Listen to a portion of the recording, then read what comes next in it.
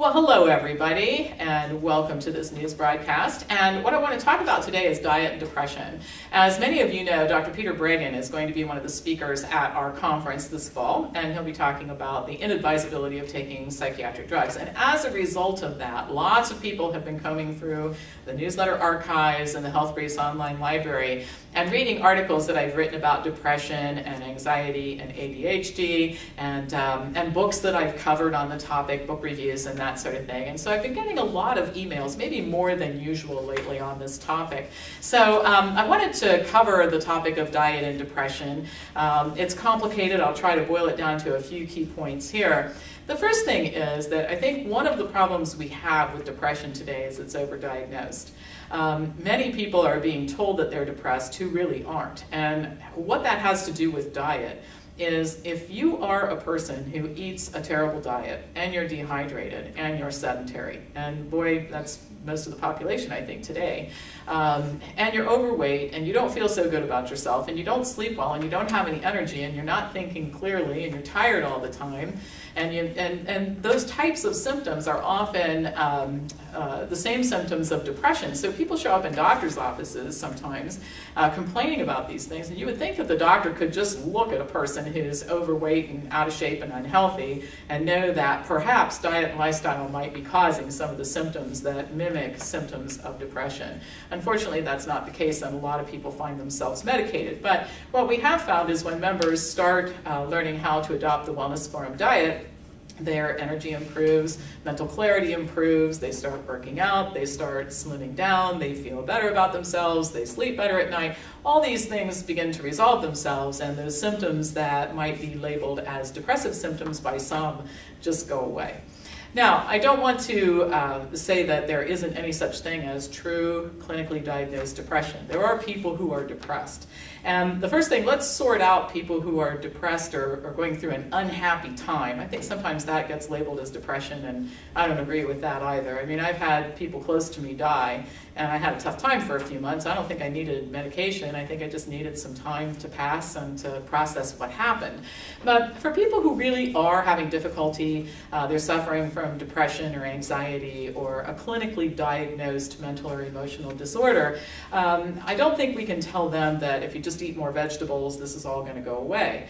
I do think, however, that if we take depressed people and we put them on an optimal diet, they're going to feel better physically, they're going to think better mentally, they're going to be able to much better participate in their therapy, and it will only help them get better faster. And of course, it's important to talk about the right kind of therapy combined with the diet. Those of you who listen to me or read my information regularly know I'm a great advocate for cognitive behavioral therapy because it is to the mind and emotions what Dr. Esselstyn, Dr. McDougall, and Dr. Barnard are to the coronary artery system, the cardiovascular system, and the endocrine system. So getting the right type of therapist is important so you don't find yourself in a cycle of managing symptoms of depression instead of getting rid of the depression or getting rid of the anxiety. Now, drugs are commonly used to treat depression and anxiety, and you might be a person who's taking those drugs already. And withdrawal of those drugs from those drugs can be very, very painful and difficult. And again, I would contend that a person who is well-nourished, well-hydrated, thinking well, feeling well physically will be much better able to withstand the difficult symptoms associated with withdrawing from the drugs. I don't think there's anything you can do to make it a painless experience, but you can certainly reduce the amount of discomfort with an optimal diet, drinking enough water, exercise, etc. Now, on the topic of attention deficit hyperactivity disorder, a little bit set aside from depression and anxiety, just as there is no research pointing to the idea that biochemical imbalances cause emotional and mental disorders. We don't really have any evidence suggesting that that's the case with attention deficit hyperactivity disorder. But drugs are prescribed often. I think the better option is, of course, an optimal diet. You know, when you're talking about kids, just think about it for a minute. A lot of kids eat sugary cereals for breakfast, their blood sugar spikes and then tanks within a half hour, and the child goes for 4 or 5 hours without any food until lunchtime, really functioning completely empty. And I'm an adult, and I have to say that if I'm hungry and I don't have any fuel in my body, I don't think so well either. I have trouble paying attention. So I think that we can certainly see that some symptoms of attention deficit disorder might be related to diet, and that these kids would be much better off if they ate an optimal diet. But again, I don't think that with some children we're going to be able to completely resolve their attention deficit issues completely with diet. I also recommend therapy for that purpose as well. And again, cognitive behavioral therapy is very effective for both children and adults who are suffering from this condition, because people can be taught to focus. You know, just about everything in life is a learnable skill if you have the right type of coaching and you're taught the right skill set for doing it. And so focus is something that can be learned by people. So putting children on an optimal diet, making sure that they get good fresh water every day, that they're exercising and getting a chance to move their bodies around, and providing them with therapy if needed to teach them how to focus. And also I might add, I think consequences are important too.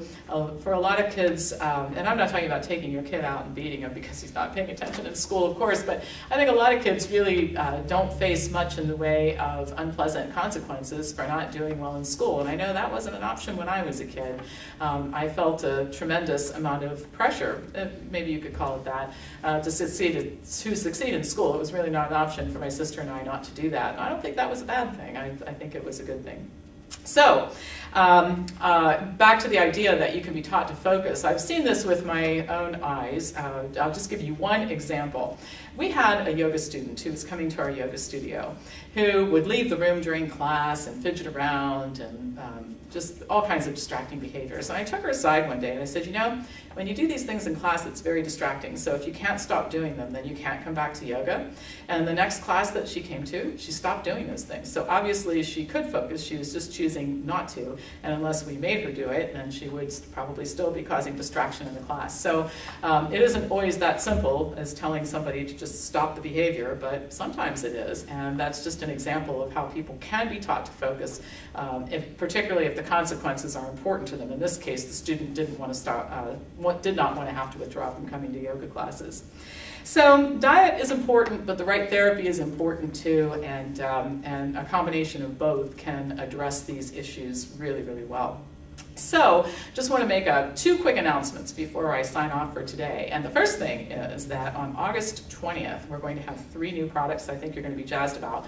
Fat-free kale chips. I don't know how many of you have bought kale chips in the store, and I really do love them, but they are very high in fat. I would be a 300-pound person if I snacked on kale chips all the time. So these are going to be fat-free kale chips. And I know you can make them at home, but that's not, you know, I really don't want to make kale chips at home. So I'm happy to have the Wellness Farm Kitchen make the kale chips, and then I don't have to worry about it. So we're going to have fat-free kale chips. We're going to have fat-free hummus mix and fat-free black bean hummus mix, because in some areas of the country, people really are having trouble finding fat-free hummus. And the store-bought brands are full of fat. In fact, one brand that I saw in a grocery store, it's in most of the grocery stores around Central Ohio where I live, there are 50 fat calories per 2 tablespoons serving of hummus. So again, if I lived on kale chips and this hummus, I would probably weigh 300 pounds. So these fat-free options I think are going to be really important. And then the last thing is on August 20th at 9 p.m. Eastern, if you're a member, you can participate in a call on children's health, and we're going to talk about everything from colicky infants to ear infections to puberty and all kinds of other topics related to kids. So if you want information on any of this stuff, call our office at 614-841-7700.